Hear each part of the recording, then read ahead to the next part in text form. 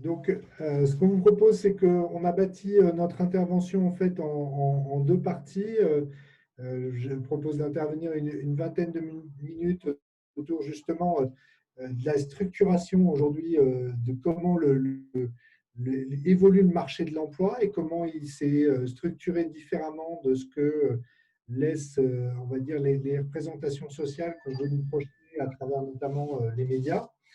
Et puis ensuite, Thomas notamment montrera comment du coup l'entreprise, à travers ses stratégies, transforme son modèle managérial. Pour commencer, en fait, je suis parti de différents constats en fait de la mutation du marché du travail.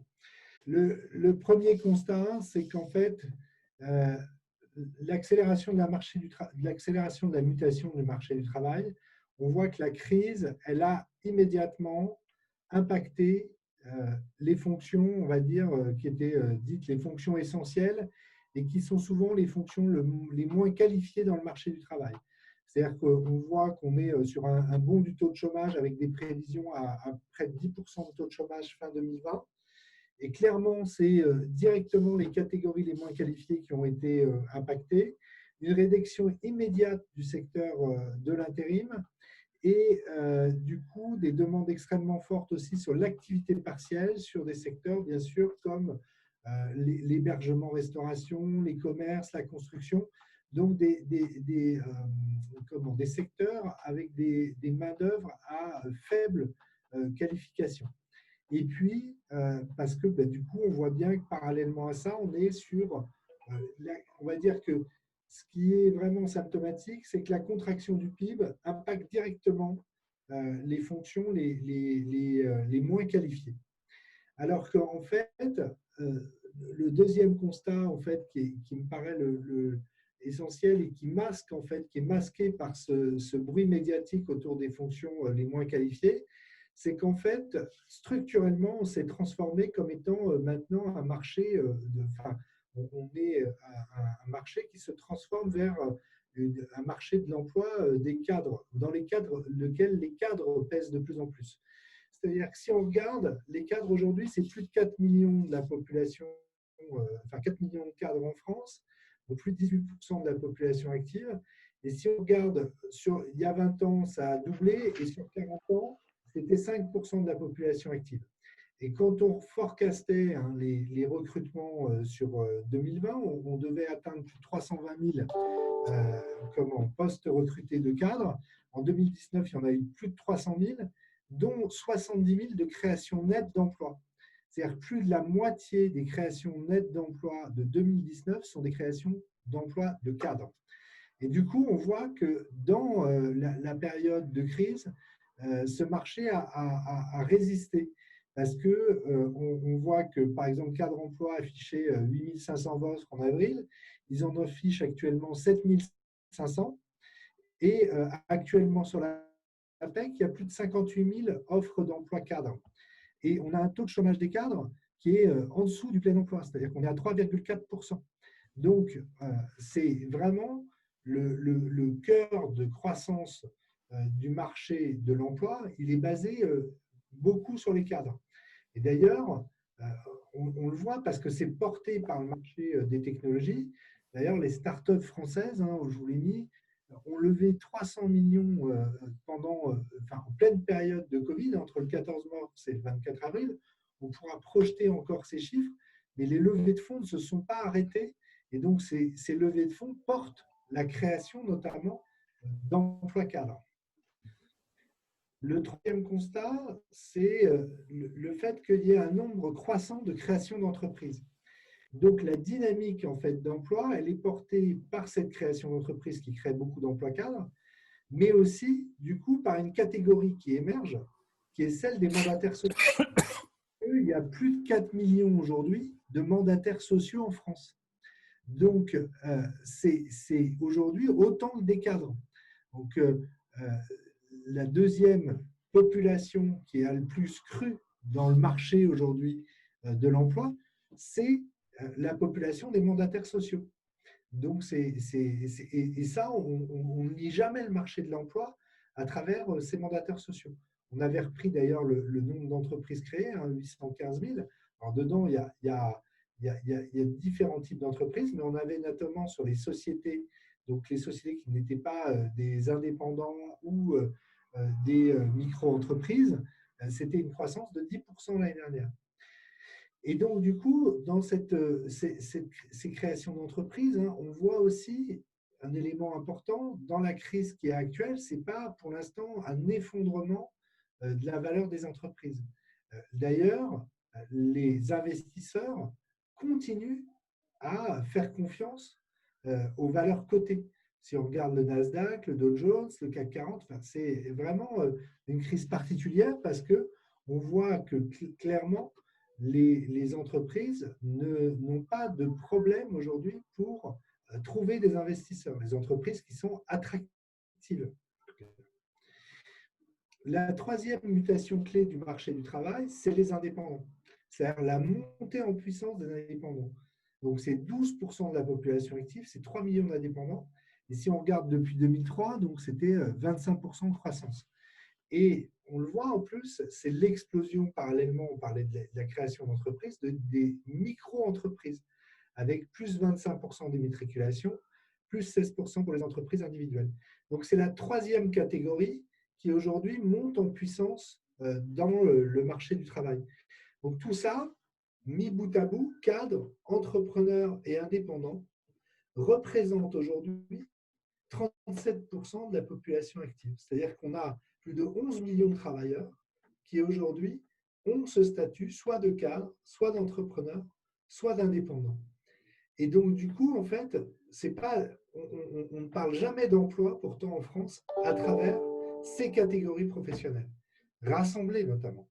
Donc, en fait, du coup, ça masque le fait qu'on a cette montée en puissance, avec en plus des catégories pour les entrepreneurs et les indépendants qui ne sont pas dans le droit du travail, mais dans le droit des sociétés. Donc, on est biaisé dans notre lecture de ce qu'est le marché du travail et là où se situe la croissance de l'emploi du marché du travail. Donc, et notamment sur le fait que nos enjeux aujourd'hui, dans la création d'entreprises, c'est plutôt la création d'entreprises innovantes pour développer ces formes d'entreprises et mieux les accompagner, que de réussir à créer des entreprises à faible valeur ajoutée. Donc, si on passe sur les enjeux aujourd'hui face à cette photographie, hein, ces constats, c'est le fait que, du coup, notre enjeu, c'est reconstruire en fait de la richesse dans le temps qu'on connaît, qui est un temps de contraction aujourd'hui de notre richesse avec la contraction du PIB. C'est du coup de réussir à utiliser la vague d'innovation qui est portée par les BNIC, biotech, nanotech, sciences de l'information et sciences cognitives, et notamment la cohabitation de ces 4 briques d'innovation qui cohabitent, qui sont ensemble, permettent des innovations de rupture. Ces innovations de rupture, dans un premier temps, elles créent un mouvement de destruction d'emplois. Si on regarde dans le retail, on a mis beaucoup en avant, hein, d'ailleurs, et j'ai rencontré plusieurs DRH là, dernièrement qui étaient du retail, la revalorisation des métiers du retail. Néanmoins, on sait que ce n'est pas des métiers aujourd'hui qui sont en croissance, sauf si on regarde les entrepôts d'Amazon.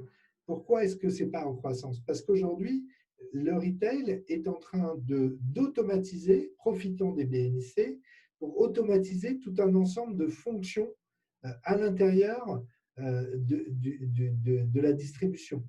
Donc, aussi bien les fonctions de caisse, mais aussi, on pourrait parler des fonctions de supply, où on regarde beaucoup tout ce qui est assistance à la conduite, voire conduite autonome.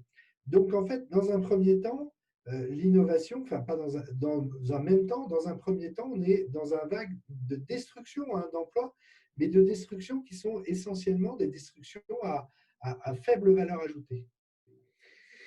Et du coup, en même temps, notre enjeu, c'est de transformer les métiers et les secteurs. C'est-à-dire comment on profite de ces technologies qui, en fait, automatisent un certain nombre de tâches à faible valeur ajoutée pour inventer les nouveaux métiers qui vont permettre aujourd'hui de créer des métiers à plus forte valeur ajoutée. Si je prends des exemples, on a pris par exemple celui de l'usine 4.0.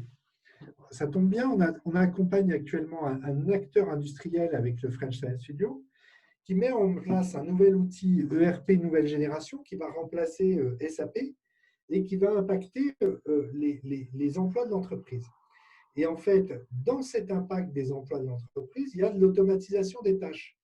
Son enjeu n'est pas du tout de réduire le nombre de postes d'entreprise. Pourquoi? Parce qu'en fait, cet outil a un potentiel énorme. Et en fait, c'est plutôt de réussir à créer les nouveaux métiers qui vont permettre la pleine exploitation de cet outil, qui vont permettre notamment d'adresser tous les sujets de business intelligence, puisque en fait, comme le disaient des gens dans la finance, avant, on passait énormément de temps à produire le bilan comptable tout au long de l'année, voire même après la clôture. Alors qu'aujourd'hui, tous les outils d'automatisation en finance permettent de produire en temps réel la comptabilité. L'enjeu, c'est plutôt de produire de la donnée et notamment des indicateurs de performance qui permettent d'aller vers la décision. C'est pareil dans les métiers de l'architecture. Si je prends, nous, on a des gros clients qui sont dans la construction, que ce soit dans le pétrole ou que ce soit dans la construction immobilière. Le BIM, où on a recruté très tôt d'ailleurs sur ces fonctions de BIM, permet à tous les acteurs d'intervenir sur un même logiciel. Et en fait, ça n'a pas détruit des métiers d'architecte, ça au contraire, ça les redéveloppe sur, par contre, des fonctions qui sont différentes. Et donc, du coup, il s'agit de remettre de la valeur ajoutée là où elle peut être proposée. Donc, du coup, les acteurs de la construction investissent massivement en ce moment sur l'innovation. Parce que par contre, s'ils ne bougent pas, ils seront exactement dans le schéma numéro 1. Ils peuvent être dans des schémas dans lesquels ils perdent totalement la valeur qu'ils produisaient avant. Et donc, du coup, des acteurs traditionnels vont se mettre à intégrer aujourd'hui des fonctions de data, des fonctions d'IA, des fonctions autour de la deep tech, et vont chercher à aller capter le potentiel aujourd'hui des BNIC. Et si on regarde les différentes études qu'on a, c'est grosso modo augmentation de la productivité pour créer 21 millions d'emplois, 85% des métiers qui n'existent pas encore. Il y a un effet de substitution. L'enjeu, c'est les volumes. C'est de savoir si on est capable de créer plus ou pas d'emplois et plus de richesses aussi, grâce à ces vagues d'innovation. On a aussi une toile de fond essentielle qui est celle de la transition écologique. On voit bien, on est dans des débats nationaux assez forts là-dessus. Le retour du commissariat au plan est très révélateur là-dessus. C'est-à-dire comment on réussit à faire que ces technologies permettent d'adresser la transition écologique. Parce que si aujourd'hui elles ne le permettent pas, globalement, on est en train de creuser un puits sans fond, puisque là, la destruction de valeur, le Covid en termes de destruction de valeur, ne représenterait rien par rapport à ce que sont les enjeux de la transition écologique qui détruira à ce moment-là les crises climatiques détruiraient bien plus de valeur que celle du Covid. Et d'ailleurs, c'est intéressant parce que les acteurs des technologies ne s'y trompent pas. Entre le 13 avril et le 25 mars, un quart des entreprises qui ont levé des fonds sont des startups qui sont soit en green tech, soit en agri-tech. Elles sont plutôt dans des phases d'amorçage, on le voit, puisque 32 millions donc versus 300 millions. Donc, c'est 10% pour 25% des levées. Donc, ce sont plutôt des plus petites levées. Mais on voit bien qu'il y a une accélération énorme sur la capacité à pouvoir aller capter le potentiel des technologies pour adresser cette transition écologique. Et du coup, on voit bien que l'Europe est à la manœuvre de manière extrêmement forte avec la Commission qui prévoit 1 000 milliards d'euros. 1 000 milliards, c'est quand même un plan d'investissement colossal sur les 10 ans à venir. Et je pense que les montants vont encore monter et se renforcer parce que ces enjeux de transition écologique, j'ai échangé avec les gens de la Caisse des dépôts ce matin, notamment sur la Banque des territoires, ils font le pont et ils disent aujourd'hui, nous, on veut créer des entreprises qui permettent d'adresser cette transition écologique. C'est ma conclusion plutôt, c'est par contre, dans cette transformation du marché et l'accélération des métiers portés par les technologies, c'est que si on ne veut pas voir notre pays sombrer dans une tension sociale inextricable, c'est comment on réussit à créer de l'emploi pour tous. parce que dans le mouvement de destruction, ça veut dire qu'on détruit de l'emploi aujourd'hui pour des gens qui ont une faible employabilité. Donc, comment faire pour réussir à créer cette partie? Il y a des débuts de réponse, hein, avec notamment les institutions et les investisseurs, les 17 critères de l'ONU, l'évolution du rôle des actionnaires, des dirigeants, pardon, on l'a vu. On commençait à dire, bon, en fait, c'est pas forcément le point essentiel.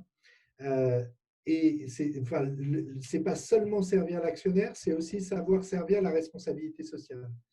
Et c'est aussi toute la création des fonds à impact ou les virages comme BNP qui aujourd'hui promettent de pouvoir adresser la transition écologique. Nous, on travaille avec un des principaux fonds au niveau européen, c'est le leader, qui dit en fait, nous-mêmes, fonds d'investissement, nous avons une responsabilité dans nos investissements pour maintenir les démocraties. Donc, c'est l'ensemble des acteurs qui pourront le faire. Et c'est vrai que les inspirations, elles sont fortes du côté de Simplon, du côté de Territoire Zéro Chômage. Je pense à l'initiative aussi de Renault sur les universités inclusives. Donc, on a vraiment cet enjeu pour continuer à faire société. Donc moi, je vais descendre d'un cran par rapport à ce qu'a fait Damien, qui était macroéconomique et sociétal, et je vais descendre en microéconomie, et je vais regarder au niveau des entreprises. J'ai 3 constats, et puis après, j'ai 4 pistes de solutions que je vous livre. Certains d'entre vous y ont peut-être déjà recouru en partie, les ont étudiés. Ce sera intéressant d'avoir dans cette dernière partie d'échange aussi vos retours sur les véritables conditions du succès, le véritable horizon temporel du succès, la manière dont on le mesure, les effets pervers, les effets secondaires, les effets indésirables que tout ça peut avoir. Le premier constat que je fais, c'est que la guerre des talents est un vaste sujet dont on parle depuis longtemps maintenant, et qui est en train de se complexifier parce que c'est pas simplement une guerre des talents comme ça a été beaucoup conceptualisé par un certain nombre de cabinets de conseil, mais aussi d'employeurs ou de DRH, où il y avait une ressource qui s'appelle l'humain, et puis il y avait des joueurs qui étaient les employeurs et qui étaient capables de s'allier, se trahir, collaborer pour moissonner correctement cette ressource.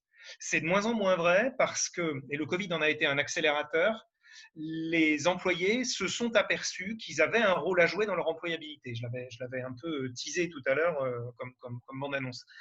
Les employés se disent, moi, non seulement je vois que comme je suis une ressource rare, je vais avoir un pouvoir de négociation qui va être plus important et qui bien souvent ne porte pas que sur la rémunération, qui va porter sur la rapidité de la progression, sur la stimulation intellectuelle, sur la nature humaine du travail, voire sur des sujets très très génération Y, génération Z.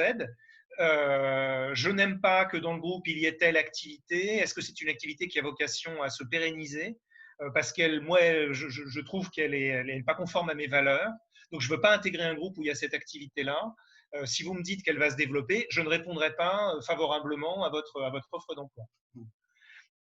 Par ailleurs, les mêmes employés potentiels se sont aperçus, un peu parce qu'ils y ont été contraints, parce qu'ils sont arrivés sur le marché du travail, c'est le cas des générations Y, lors de la dernière crise, celle de 2008, celle des subprimes, parce que actuellement la génération suivante voit que cette année va être peut-être un peu compliquée, et ils ont été obligés d'exercer des activités rémunérées qui n'étaient pas sous la forme du salariat.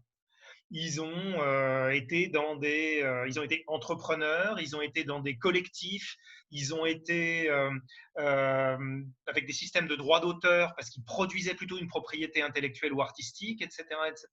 Et ils pèsent le pour et le contre de ces modes de fonctionnement en termes de couverture sociale, en termes de qualité de vie, en termes de complexité déclarative, etc. Alors Dieu merci, on a encore en France le système des grandes écoles qui nous produit des gens qui sont un peu issus de la reproduction du modèle papa-maman, où j'en suis un pur produit, donc je ne l'attaque surtout pas, mais qui sont un peu, voilà, je suis sur la filière d'excellence, et donc je vais rester sur le modèle traditionnel. Mais ça a toujours été un peu marginal, et ça le devient de plus en plus. Donc les employés sont devenus des acteurs vis-à-vis des employeurs assez intenses dans leur astuce, leur sagesse, je veux dire le fait qu'ils soient au courant de ce qui se passe et des règles du jeu. Et donc, ils négocient un peu. Mais ils négocient aussi entre eux. Ils sont tout à fait capables de dire, bah, écoutez, moi, je vous préviens, je n'arrive dans cette boîte que pour me faire les dents, parce qu'ensuite j'ai un projet entrepreneurial, et vous serez d'ailleurs tout à fait les bienvenus pour être actionnaire principal de cette boîte si elle se lance. Et je pense que c'est gagnant-gagnant. Je pense que je vous apporte un projet qui pourra être rentable pour vous, et puis qui évidemment, moi, que j'ai pas besoin d'aller m'embêter, à aller faire des tours de table très compliqués, etc. Est-ce que ça vous intéresse? Donc, je postule pas pour rester votre salarié très longtemps, mais pour changer de statut dans ma relation patrimoniale avec vous. Intéressant. Or, aujourd'hui, il se trouve qu'un certain nombre de directions générales n'ont pas forcément donné cette mission-là à leur DRH ou donné des moyens intellectuels, juridiques, organisationnels, managériaux à leur DRH pour gérer ça, pour être capable d'avoir des réponses du tac au tac qui sont un peu charpentées vis-à-vis de ça. Donc il y a une solitude du DRH face à cette complexité, non pas tellement des demandeurs d'emploi, mais plutôt des offreurs de compétences ou des offreurs de projets professionnels. Et c'est à vous, employeurs potentiels, de me dire comment vous vous adaptez à ma demande. Wow, compliqué, inhabituel, honnêtement pas simple, et avec peut-être un vrai vertige de se dire comment je vais faire face à ça. Alors, il y a des clubs de DRH qui permettent d'échanger là-dessus, il y a quelques think tanks qui ont réfléchi sur le sujet, qui disent des trucs intelligents, mais ça peut être un vrai sujet. Donc la guerre des talents, elle s'intensifie parce qu'elle se morcelle. Il y a de plus en plus d'acteurs qui jouent et qui sont pas, enfin, ça s'équilibre entre employeurs et employés.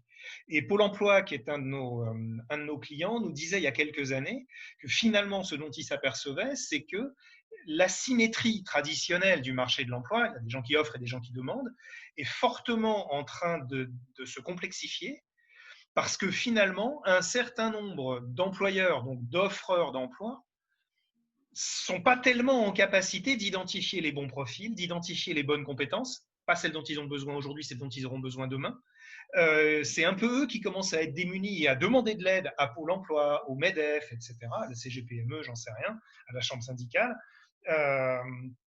Et puis par contre, ce sont les offreurs de compétences, les demandeurs d'emploi, qui sont finalement assez autonomes et se débrouillent et montent des startups et des plateformes collaboratives d'entraide pour arriver à exister là-dedans. Donc finalement, ça fait un peu écho à ce que disait Damien sur l'image qu'on a de l'emploi, plutôt des salariés, plutôt peu qualifiés, etc. En fait, c'est plus compliqué que ça, et parfois c'est l'employeur qui se trouve très embêté en disant je suis incapable de recruter, je suis incapable de garder les gens, alors qu'objectivement je les paye pas mal, mon boulot est intéressant, est-ce que j'arrive pas à l'expliquer, est-ce que je suis complètement déconnecté des réalités sociologiques, aidez-moi quoi, qu'est-ce qui se passe, qu'est-ce que je fais pas bien?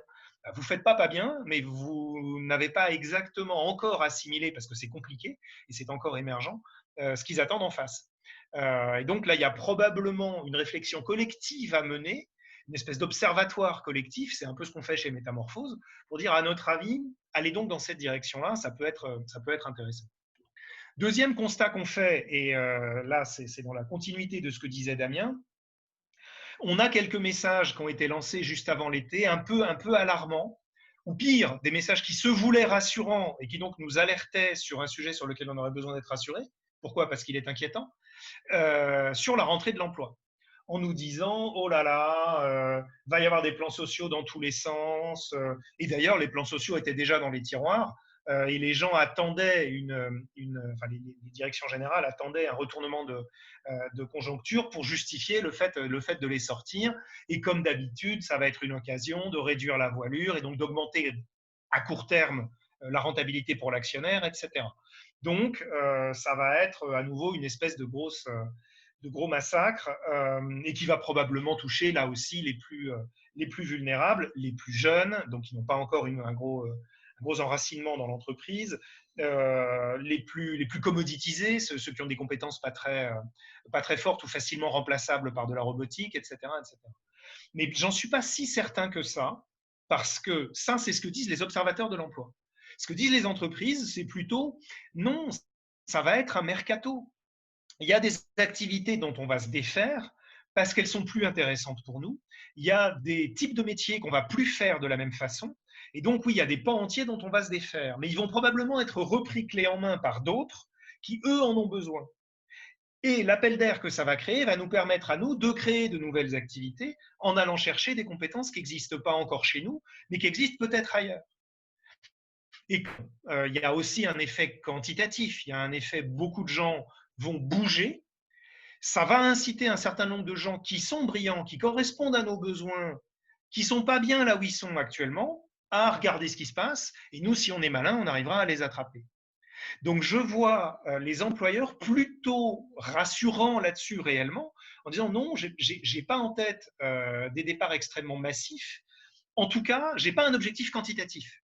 J'ai un objectif qualitatif de découpage. Alors, peut-être que je vais me défaire d'une activité qui est très massive, dans des métiers comme, soit dans des métiers très touchés par la crise liée au Covid, le transport, l'aérien, etc., le pétrole, soit dans des activités autres, mais qui sont toujours un peu cycliques, l'automobile, etc. Oui, peut-être que ça va être conséquent, mais ça ne va pas être, je fais du volume pour faire du volume. Et je me fais fort d'arriver à attraper les gens dont j'ai besoin sur le marché de l'emploi qui existe aujourd'hui. Alors, deux remarques. Ça veut dire aussi qu'il va falloir être prêt à ce que les autres vous fassent le même coup, à ce que vos concurrents, ou pas forcément vos concurrents, mais d'autres entreprises vous fassent le même coup. Et que donc vous soyez capable de dire à vos collaborateurs, toi, je sais que tu vas être courtisé, voilà les raisons pour lesquelles, voilà les efforts que je suis prêt à faire, voilà la proposition peut-être un peu baroque que je te fais, pour te donner envie de rester chez nous plutôt que de céder à ces sirènes-là. Et donc, il va y avoir un jeu un peu complexe d'attirer des gens qui viennent d'ailleurs, mais de conserver ce qu'on a déjà chez nous. Pas forcément facile dans ces périodes-là. Et puis, et ça rejoint la question très astucieuse qui nous a été posée sur l'internationalisation des choses, il y a pas mal de fleurons de l'industrie française dont le gros des troupes n'est pas en France. Ils se sont beaucoup développés au Brésil, dans des pays comme ça. Et donc ça, c'est problématique, parce que du coup, l'État français leur dit, écoute camarade, oui, tu es un fleuron, tu es un gros employeur, mais moi je défends l'emploi en France, je ne défends pas l'emploi dans d'autres pays. Donc il y aura sans doute des négociations pouvoir public versus employeur, en tout cas pour des boîtes assez significatives, qui vont pouvoir dire, d'accord, donc je vais réduire la voilure plutôt dans les pays où n'est pas mon siège social pour pouvoir préserver la paix sociale à l'intérieur de mon pays d'ancrage. Donc là, il y a des choses qui vont être très intéressantes à observer à la rentrée. Là, c'est un petit peu tôt, mais je pense que les mois d'octobre et novembre vont passer par une période de grand chaos. Mais c'est quand Damien parlait de destruction créative, c'était exactement ça, de grand chaos, avant de retomber dans un état stable. Et cet état stable, je n'exclus pas du tout qu'il soit beaucoup plus gratifiant qu'avant. C'est-à-dire que beaucoup plus de gens se trouvent dans un emploi qui va les satisfaire qu'avant. Et ça, c'est en soi une tendance intéressante, indépendamment du quantitatif. Je vais y revenir. Mon dernier sujet, je l'ai déjà un peu annoncé en parlant de la solitude du DRH, c'est la solitude du dirigeant. Je n'ai jamais, ça fait 20 ou 25 ans que je fais du conseil en management, que j'accompagne des transformations profondes des organisations. Je n'ai jamais autant été confronté à des dirigeants qui me disent « j'ai jamais été aussi seul, je suis paumé, je ne sais plus où aller, je suis terriblement désemparé ». C'est pas que les sujets me dépassent, que le numérique, j'y comprends rien, que la Gen Y, je comprends pas comment il fonctionne. Mes enfants sont de cette génération, ça va, j'arrive à peu près à comprendre, je suis pas débile. Il y a un phénomène nouveau qui est le cumul de tout ça. La géopolitique est très, très, très compliquée. Il y a des crises sanitaires, environnementales, climatiques, enfin voilà, qu'on ne maîtrise pas. Il y a des technologies nouvelles tout le temps et qui sont mises sur le marché sans être complètement testées parce que c'est le jeu, on est dans le user-centric, l'émergence des usages, etc. Les tendances sociologiques évoluent à une vitesse incroyable et fragmentent beaucoup le corps social en micro-tribus. Sachant que la plupart des gens sont membres de plein de micro-tribus qui semblent contradictoires, mais ce n'est pas grave. Le mélange de tout ça fait que je n'arrive plus à gérer. Et pour autant, les médias sociaux notamment diffuse beaucoup la figure du chef hyper visionnaire qui a tout compris, qui a 20 ans d'avance, et d'ailleurs, il peut faire n'importe quoi, ça marche. Il est toujours extrêmement riche, même quand il se plante, ça n'a pas l'air d'écorner son budget, ou en tout cas sa capacité à lever des fonds sur les marchés. Bref, on a l'impression qu'il y a des gens qui, au milieu de ça, sont comme un poisson dans l'eau, etc. Pareil, c'est du flan et du théâtre. C'est moi qui suis très bête, ou il y a des leviers qui m'ont un peu échappé. Comment on fait? Et puis surtout, les différentes parties prenantes de l'écosystème du dirigeant, donc son codir, ses collaborateurs, son banquier, son expert comptable, ses actionnaires, ses clients, ses fournisseurs et ses partenaires clés, les médias, les pouvoirs publics. Si vous avez un enracinement profond en région, souvent vous êtes assez proche des élus locaux, etc. Ils sont tous en train de vous dire, bon, je compte sur toi là pour que, en cette période très compliquée, c'est la rentrée, c'est le Covid, il y a eu les grèves, les gilets jaunes vont se réveiller. Qu'est-ce que tu me proposes d'intelligent? Compliqué la pression. Donc, on n'a jamais vu une telle angoisse du gardien de but au moment du penalty. Les dirigeants se sentent démunis. Et ce n'est pas les outils traditionnels, les forces de porteur ou même le business model Canvas qui leur permettent d'y voir clair. De notre point de vue, c'est trois choses. C'est se baser sur les usages plutôt que sur les outils, les solutions, observer ce qui se passe, observer ce que font les gens. Tiens, mes actionnaires, je vois qu'ils se rabattent sur des choses, pas forcément à forte rentabilité, mais à rentabilité garantie sur la durée. Voilà. Je ne sais pas si je suis d'accord, je ne sais pas si je comprends, j'observe, j'en tiens compte. Deuxième chose, à part les usages, l'intelligence collective. Je ne vois pas tous les usages, je ne vois pas tout, je ne sais pas tout et je ne sais pas l'interpréter. Parlons-nous entre nous et disons-nous peut-être, oui, on est concurrents, mais on a aussi des intérêts communs, des intérêts de place. Nous sommes les banquiers, nous sommes les sidérurgistes, ou nous sommes les gens qui sont dans telle région. Peut-être qu'on a intérêt à se parler et à dire, toi, tu vois quoi? Bon, et là-dedans, qu'est-ce qui est bon et qu'est-ce qui est mauvais pour nous tous? Et puis après, chacun va avoir sa stratégie à lui pour se positionner par rapport à l'autre. Et puis, le troisième sujet, c'est le fait de dire, de toute façon, on ne peut plus prévoir, on ne peut plus, dans un monde comme ça, avoir un plan à 5 ans qui va satisfaire tout le monde. Il faut démontrer une capacité à s'adapter tout le temps, en disant, je ne sais pas ce qui va se passer, je ne sais pas quand, je ne sais pas comment, mais faites-moi confiance en regardant ce que j'ai fait jusqu'à maintenant, on va essayer des trucs jusqu'à en trouver un qui marche. Et celui-là, on le conservera. Alors, maintenant que j'ai dit ça, ça nous donne quoi? Comment ces trois grands principes se déclinent en pistes? Première piste que je vous propose, c'est le management par les appétences. Avec Métamorphose, on travaille beaucoup avec nos petits camarades du site innovationmanagériale.org. Et eux, un de leurs gros trucs, c'est le management par les appétences. Et pour nous, c'est une véritable piste pour cette question à la fois de garder talent, mais aussi de est-ce qu'on va faire du qualitatif ou du quantitatif sur l'emploi. Aujourd'hui, en France particulièrement, on a un rapport assez particulier à l'emploi. Souvenez-vous, dans les films policiers des années des 30 Glorieuses, quand les flics interrogeaient un témoin, ils disaient nom, prénom et qualité. Et la qualité, c'était je suis pharmacien, je suis boucher, je suis ouvrier, je suis. Voilà. Ça définissait la personne. D'ailleurs, en France, c'est unique au monde. On a des maternelles qui sont bien cotées auprès de l'école primaire machin, qui est celle qui prépare le mieux au collège bidule, qui prépare le mieux au lycée chose, qui prépare le mieux à l'école de. Et on a des écoles pour tout. On est le seul pays au monde qui a une école d'hommes politiques qui s'appelle Sciences Po et l'ENA. Dans les autres pays, c'est pas comme ça. C'est les gens de la société civile qui font de la politique. Donc, on a cette notion que depuis la maternelle, on est préparé à une carrière qui sera la vôtre à vie. Or, on voit bien que ça n'est pas vrai du tout.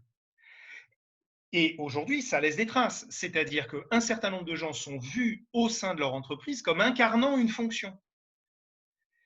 Comme on est beaucoup un pays d'ingénieurs, et c'est pour ça que c'est les polytechniciens qui font la loi, ingénieur moi-même, je ne jette pas la pierre à ce mode de fonctionnement, mais on se dit, le chef, c'est forcément celui qui est le plus compétent. Et il est devenu chef parce qu'il a démontré qu'il était plus compétent que les autres dans un métier technique, qui peut être la comptabilité, qui peut être l'innovation. Voilà.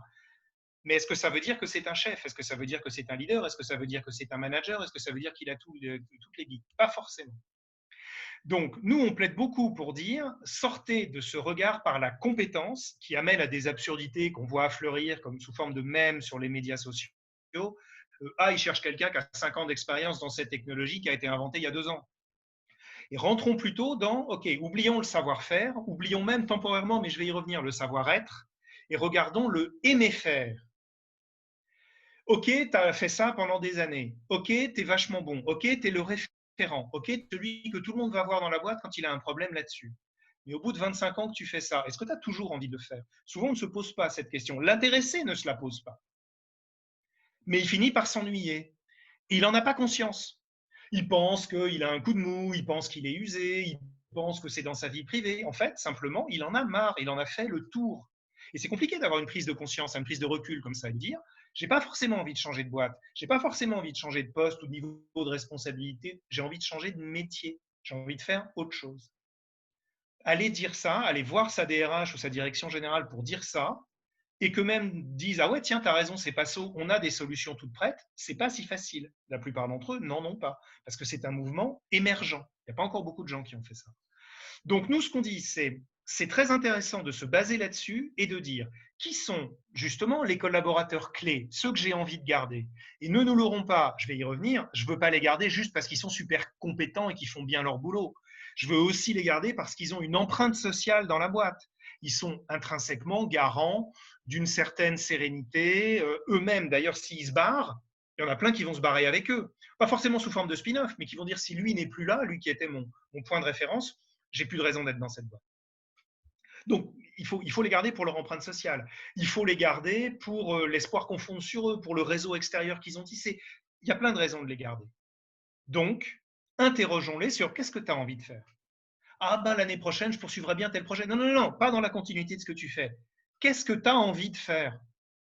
Et on ne peut pas, ça la sociologie le démontre très bien, on ne peut pas se mettre à leur place et dire je pense que tu veux faire ça, est-ce que tu es d'accord? C'est bourré de biais et ça biaise le consentement de la personne. Il faut lui dire vraiment, voilà, qu'est-ce que tu as envie de faire? Déclaratif, dis-moi ce que tu en penses. Donc, ça peut être vertigineux pour la personne parce qu'on lui demande de se responsabiliser sur sa carrière en interne. Elle peut le voir comme une question piège, etc. Donc, ça marche bien si c'est collectif, en disant, tiens, voilà, petit carottage de la population, évidemment, vous savez que vous êtes des gens qui avaient plutôt le vent en poupe, ça m'intéresse de vous entendre ensemble sur ce que vous avez envie de faire. Et entendre la réponse de l'autre peut prendre conscience d'une réponse qu'on a en soi, mais qu'on ne savait pas exprimer, ou dont on n'avait pas pris conscience, ou qu'on n'osait pas dire.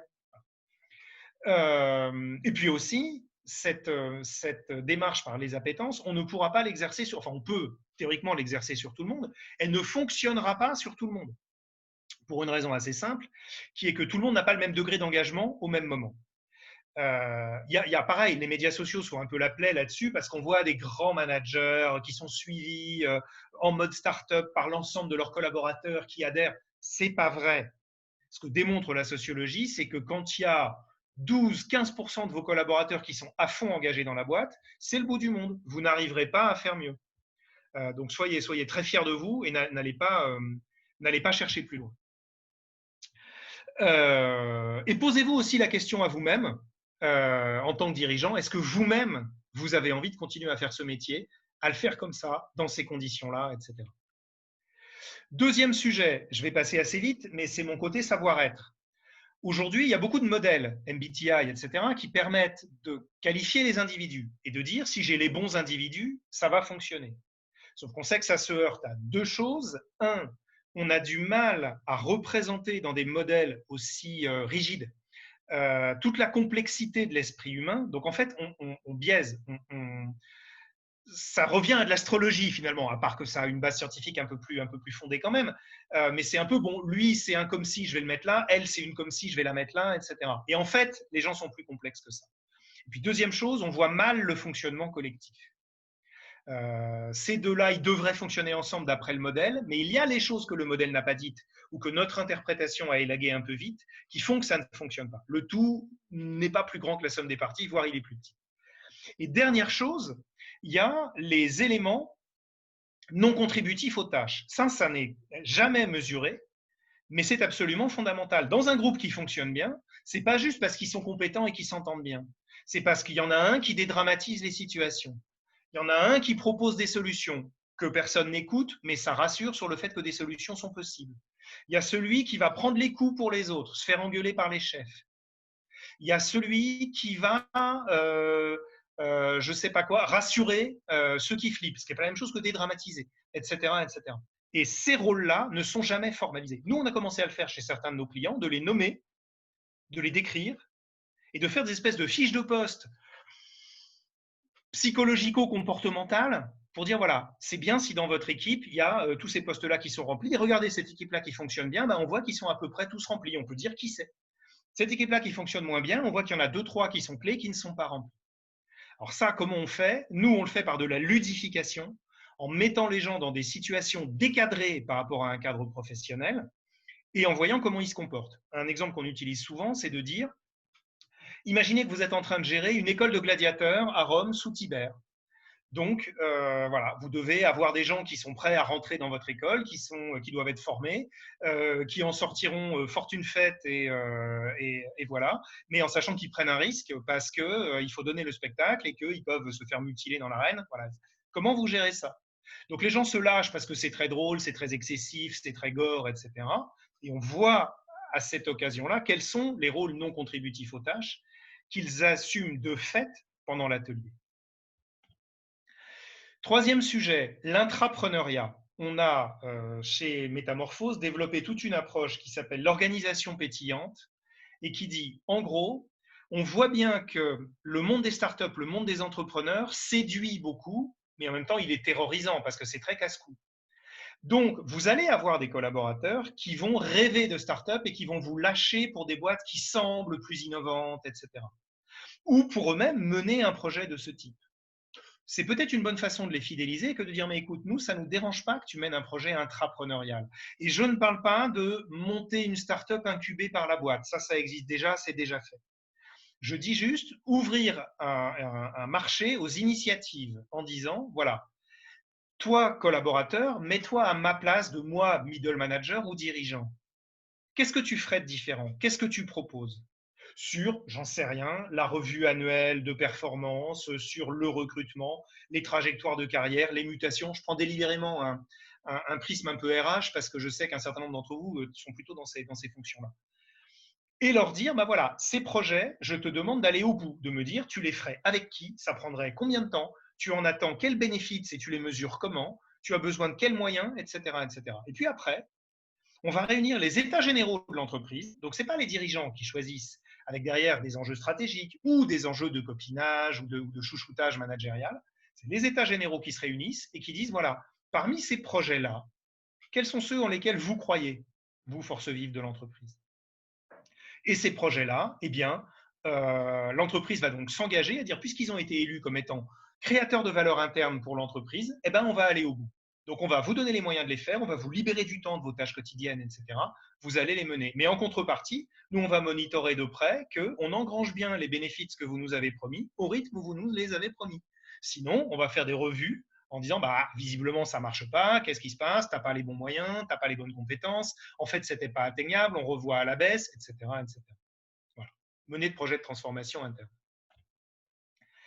Dernier sujet, et qui sera quasiment ma conclusion, il faut raisonner écosystème.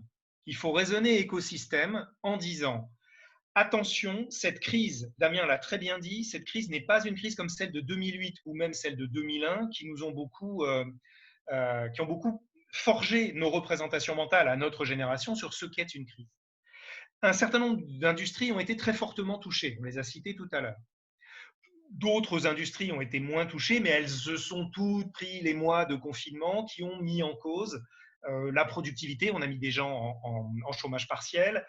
On est en travail de chez soi, qui n'est pas la même chose que le télétravail. Ça a mis en cause un certain nombre de chaînes managériales, etc. Donc, on a perdu quelques mois de chiffre d'affaires, quelques mois d'activité. Rien qui soit insurmontable, mais il faut le surmonter. Et puis, il va y avoir les élections américaines, ça va encore mettre la grouille, etc. Donc là, on est sur une période de transition. On se dit, il doit être possible de travailler sur cette fin d'année et le début 2021 pour reconverger vers une courbe de croissance en mode nominal. Mais comment on fait?